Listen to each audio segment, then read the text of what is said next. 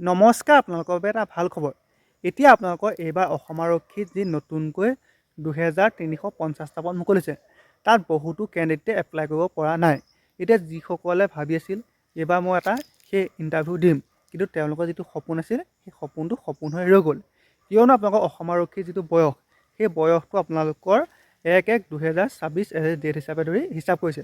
কিন্তু আপোনালোকৰ যদিহে 1-1-2025 এজ এ ডেট হিচাপে ধৰি যদি আপোনালোকৰ হিচাপ কৰিলেহেঁতেন, তেতিয়া বহুতো কেণ্ডিডেটে এপ্লাই কৰিব পাৰিলেহেঁতেন।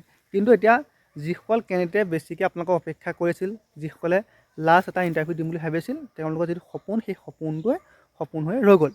এতিয়া যোৱাকালি অসমৰ মাননীয় মুখ্যমন্ত্ৰী ডক্টৰ হিমন্ত বিশ্ব শৰ্মা ছাৰক এই সম্পৰ্কে কেইজনমান কেণ্ডিডেটে CM ছাৰক জনাইছিল। এতিয়া CM ছাৰে কৈছিল যে এই বিষয়টোৰ ওপৰত মই চাম। গতিকে আপোনালোকৰ বাবে বহুত এটা ভাল খবৰ।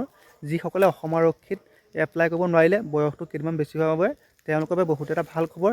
CM ছাৰে বিষয়টো চাম বুলি কৈছে। গতিকে আপোনালোকক খুব সম্ভৱতঃ আপোনালোকৰ আকৌ 1-1-2025 হিচাপে ধৰি দি নাইবা কিবাকৈ আপোনালোকক আকৌ যিসকল থাকি গ'ল সেইসকলক এপ্লাই কৰিব দিব পাৰে। গতিকে এইটো এটা আপোনালোকৰ বাবে বহুত এটা ভাল খবৰ। ধন্যবাদ।